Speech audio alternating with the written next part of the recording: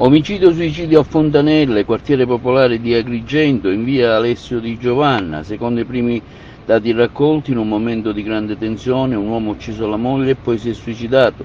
L'uxoricidio è Daniele Gallo Cassarino, 47 anni, la vittima Elena Bonanno, 45 anni. La coppia aveva 2 figli, uno di 19 e uno di 15 anni.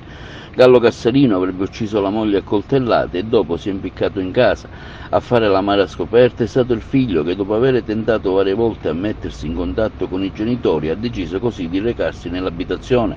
Sul posto immediatamente i sanitari del 118, i carabinieri, la squadra mobile di Agrigento e la polizia scientifica. A condurre le immagini il procuratore facente funzione Salvatore Vella e il sostituto procuratore Cecilia Baravelli, che è già sul posto in attesa del medico legale per la prima ispezione cadaverica. I vicini raccontano delle grida, forse l'ennesima lite tra i 2 coniugi. Il Gallo Cassarino soffriva da mesi di una forte depressione ed era in cura e si era anche licenziato dalla ditta SEAP. La moglie lavorava in un negozio di Mie Vera.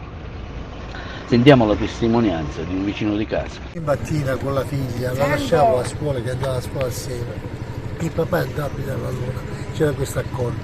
Però non l'ho presente a lei, so che lavorava alla figlia ed è la zia di fidanzato di mia nipote. Quindi non c'era questa. Cosa può essere accaduto per un gesto del genere? Non glielo so dire perché non conosco bene la situazione, però so che era una buona ragazza, ma anche lui non mi dava, io lo vedevo così, pigliava i miei nipoti, non me lo spiego insomma, certo quando si sballa di testa uno basta un attimo che l'orologio non cammina, che è un disastro.